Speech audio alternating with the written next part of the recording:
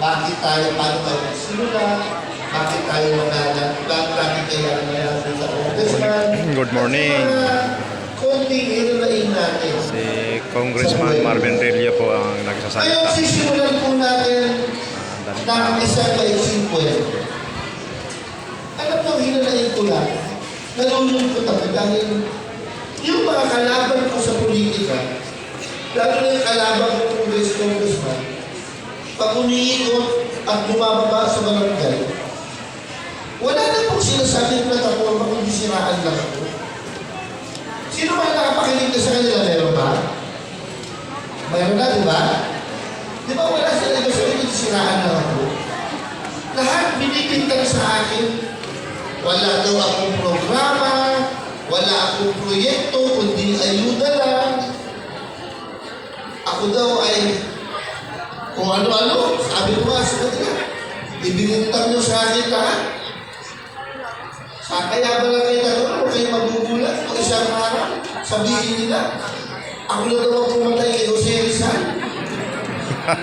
Pero para masaya lang sila kung kaya aminin ko lang. Alam nyo, nakita ko pa sa kanilang usap-usapan na marami pa daw sila nilalabas na paninira sa akin hanggang alala. Hindi daw sila titigil hanggang hindi ako masira. Ang sabi ko naman sa kanila, sa bawat paninira niyo kay Marvin Rillo, ang ginagalit niyo ang taong bayan. Ang mga taong natulungan ni Marvin, ang mga taong hindi naniniwala dahil natulungan ni Marvin, ang mga tao na nakita ang programa ng congressman nila na pinakinabangan ng taong bayan, yan ang magagaling sa inyo, hindi ako. Yan, tama. Kaya ngayong umaga, ang sagot natin sa lahat ng paninira nila at sa mga darating pang paninira nila, love. Tama? Pagmamahal. At bukod sa pagmamahal, ngayong umaga, sasampanin natin sila una ng katotohanan at resibo. Resibo kung ano ba ang nagawa ni Marvin Rillo sa ating gusto. Tama. Una, katotohanan. Ano ba ang tunay na istorya? Ba't tayo umabot dito? Yan, maganda pa ko yan. Yun. 2019, nung natapos ang aking termino bilang konsyal. Nung natapos ang term ko, dapat kailangan natin congressman ako. Pinakiusapan po ako nung dating congressman, naman ko na siya naman. Sabi niya, Marvin, pagbigyan mo naman ako. Matagal ko lang pangarap ang pagiging congressman. Kaya sabi ko naman sa kanya, ako hindi naman ako patay na maging congressman. Kahit na lamang ako sa survey, kung yan ang pangarap mo, ako sige. Lumapang kayo dito na naman ang patatabuhin ko ng asawa ko. Kasi yung siya na ay kasi kailangan magpatuloy lang yung pamimigay ng gamot. So sige, pero nagbibigay ako sa kanya. Sabi ko sa kanya, pare, pagbibigyan kita pero sa isang kondisyon. Pag nanalo ka, huwag mong pababayaan ang mamamayan na ikapalalisi. Uunahin mong tao. Dahil pag hindi mo ginawa yan, nasusundahan na lalaban kita. Dumating po ang taong 2020 Marso. Ito po, pakinggan nyo ha. Ang kinikwento ko po ay katotohanan. Tunay na mga pangyayari. Wala pong paninira dito. Kung may paninira, tumayo po kayo sa kahinyo. Ikinikwento po ang mga nangyayari. 2021 ng Marso, nag-lockdown po ang buong Pilipinas. Tama? Diba? Dahil sa COVID, nag-lockdown na. Kaya kung may tumatawag. Yun, nung nag-lockdown tayo,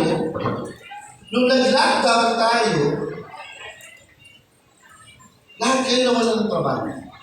Tama. Nung nawala kayo ng trabaho, naka-lockdown kayo, ang ating magaling na mayor, Duterte, ang ginawa niya, sinuspindi niya ang lahat ng proyektong infrastructure o pagpapagawa ng kalye at building.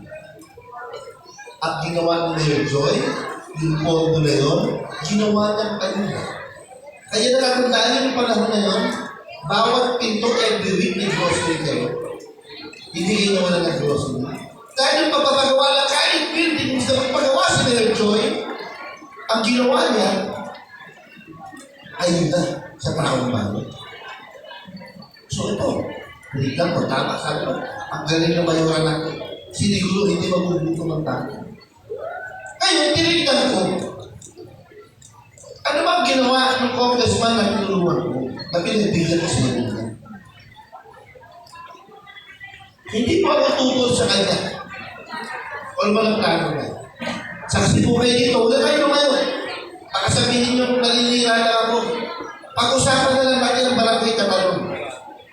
Kalagitnaan ng pandemya,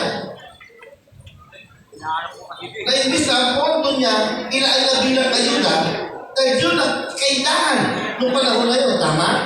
Tama. Giniba niya ang mabuhay ng open court na ginawa niya. Tama po ba yun? Di ba po, basketball court natin sa Bangkay. Giniba po niya ang ginagawa niya.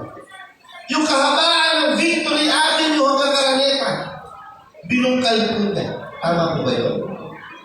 Baka sabihin niyo po, ang kinalit hindi po, totoo po yun. Wala po akong tutol doon kung yun ang proyekto niya. Ang sabi ko lang, Congressman, sana naman, yung mayor natin, ginaya mo. Bakit ka nagpagawa ng mga kanlin yan, ang mga tao nagugutom? Sana naman inalaan mo bilang ayuda. Hindi po siya natapos sa dalawang kanlin na yan, yung Roses Avenue na ayos pa at maganda. Binungkal niya para ayusin mo. Yung kahabaan ng Quezon Avenue na wala nang dumadaan, pinasupalto niya sa halaga kung hindi ako nagkakama ng 200 milyong piso. Sabi ko, parang may mali.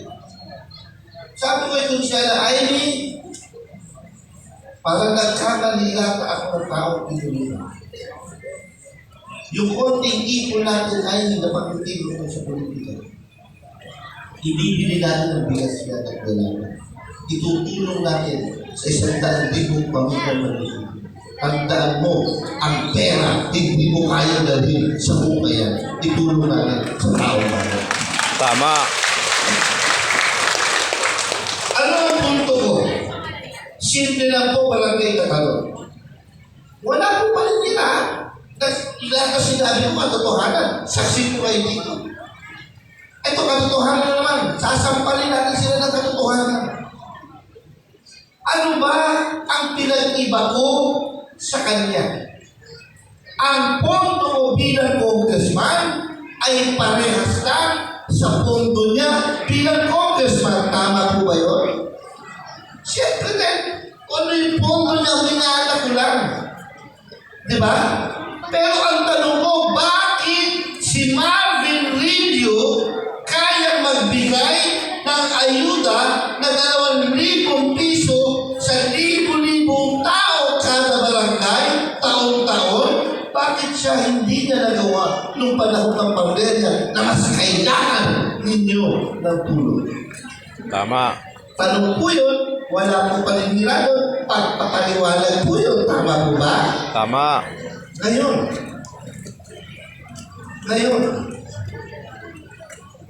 tapos na yung katotohanan ng kaliwanag ko. Resibo naman ang pag-uusapan natin. Ano ba ang nagawa ng ibang Congress? Ang sabi nila, sa paninira nila sa akin, wala daw akong programa, hindi ayuda. Wala daw akong kwentang congressman, dahil wala daw akong nagawa. Kaibigan, gigisingin kita ngayon at sasabihin ko sa'yo. Ngayon ay may sarili ng ospital ang ating distrito sa Rodriguez. Magpa-check up ka libre. Magpa-blood test ka libre. Magpa-x-ray ka libre. Magpatingin ka sa mata na may salarin libre. Pag ikaw ay nilasitaan ng doktor, may sarili tayong butika sa loob, libre din ang gamot. Ang kailangan mo lang blue card.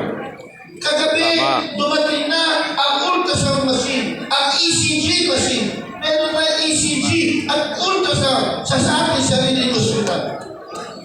Sasabihin mo sa akin, wala akong proyekto, kundi ayun lang. Eh anong tawag mo sa ospital na kinukutya mo at sinasabi mo, walang kwenta at kulang-kulang? Hindi ba programa yan? Kaibigan, bago ka manila ng kapwa mo, bago mo sabihin na walang kwenta ang ospital na pinatayo mo, manalamin ka muna. Eh, ikaw nga, kahit sa biogesic, wala kang binigay sa tao. O kung sa Tama. hospital na pinatayo mo. Tama po ba? Tama. Wala daw kwenta ang dialysis center na pinatayo ko. Walang kwenta? 2,000 tao, buwan-buwan, libre na ang pagpapadialysis. Ilang libong tao dinulusok natin ang ating buhay. Wala daw kwenta. Kaibigan, bago mo kutsain ang dialysis center mo, manalamin ka muna. Eh, ikaw ay isang karahin, wala kang binigay. Tama. Napakapangit daw ng uniforme, bag at sapatos na binibigay namin ni Consela Aini sa 55,000 na estudyante.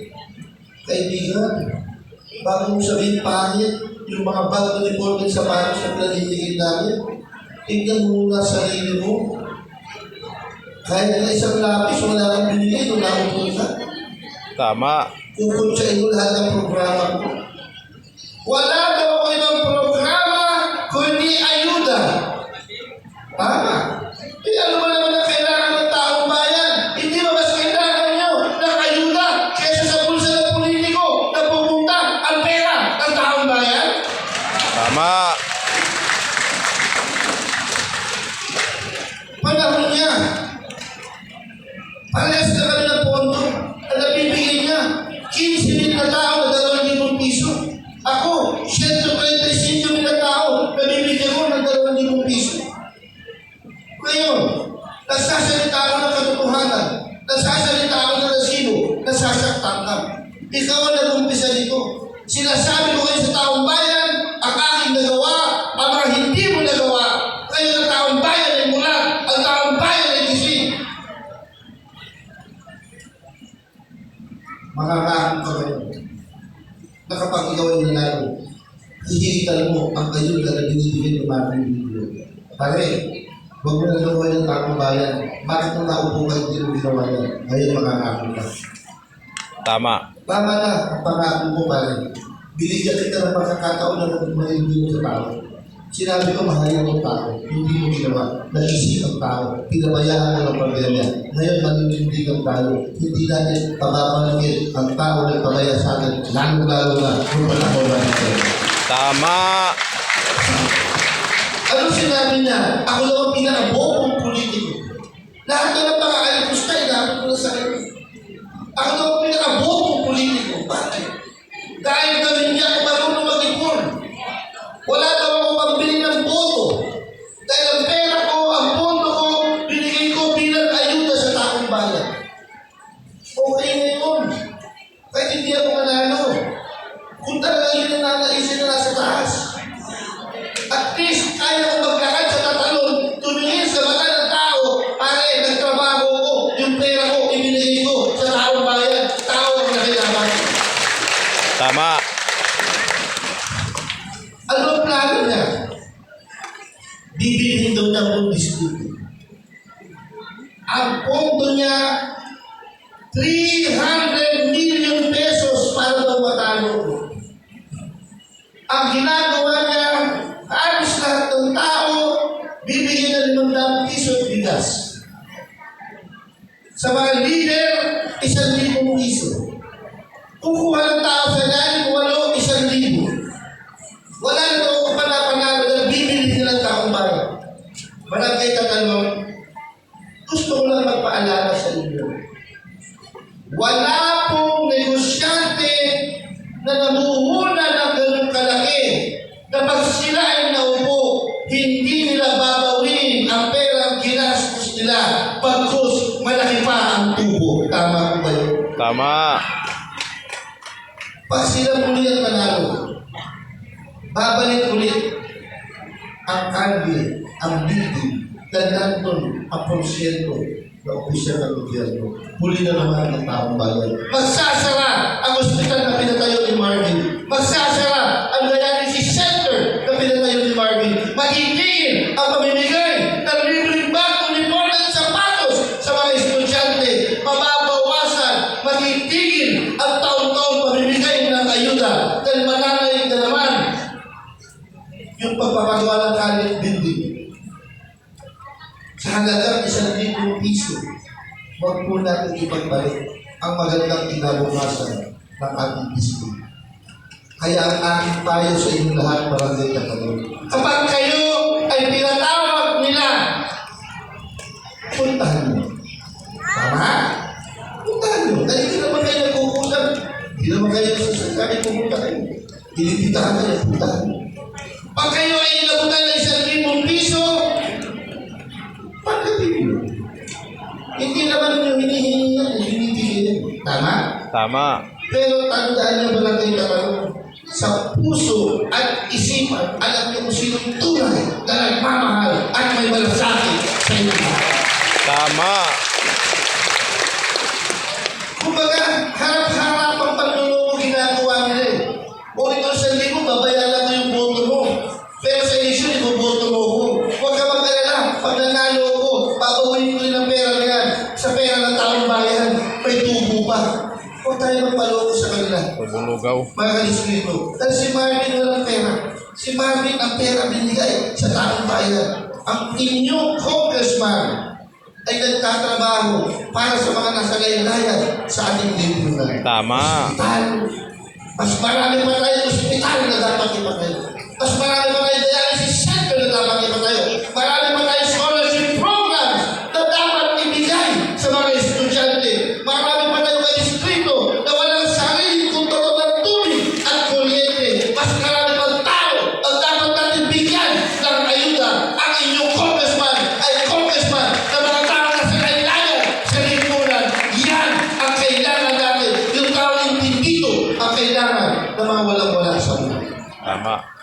Kaya mga taga-barangay Katalon, nakikiusap ako. Pwede po ba one more time kay Martin Dillo? Yes. Maraming salamat.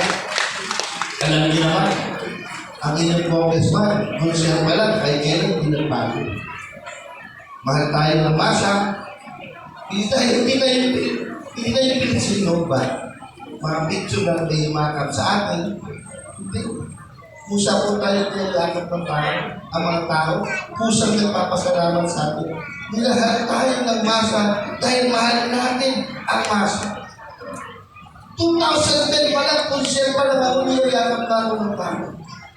Congressman ako, walang pagbabago, dalawang pa ako nakaapak sa lupa. At kahit kailan, hindi ko magbabago inyong congressman. Kung ano ako nagsimula, ganun din ako magtatapos. Dahil ang pagkakaintindi ko, ang titulong pagiging congressman ay panandalian lamang. 6 na taon, tapos lang aking termino, magkakaibigan na tayo muli. Marvin na lang ang inatawag sa akin at dapat kung tayo masalan. Dahil yun talaga ang tunay na itulong natin. Marvin Dillo na wala na ito. Yes. Kaya sa inyo lahat, barangay Katalon, ito na naman ang laban ni Marvin. Sa mga darating na linggo, sa kampanya, mas marami pang panindira ang darating sa akin. Ipasok nyo lang sa kaliwang tenga. Inabas nyo sa kanang tenga. Oohan nyo na lang sila. Sige na. Lahat na lang. Sabihin na nila. Pero alam nyo, hindi nila pwede tumuloy ng taong bayan. Alam nyo kung sino tunay na naglilipot. Alam nyo kung sino tunay na nagtrabaho. Darating ang panahon, kukumbinsin kayo na mga kumpare, kaibigan, kapitan, kagawad ninyo, na tulungan itong kandidato nito, huwag po tayo magpapadala. Binigyan tayo ng Diyos na sarili natin puso at isip para tayo mismo ang magdesisyon kung sino dapat natin tulungan o hindi. Tama. Huwag tayo magpapaligtan. Alamin natin kung sino karapat-dapat. Hindi ko sinasabing ako yun. Kung sino ang tunay na nilalaman ng puso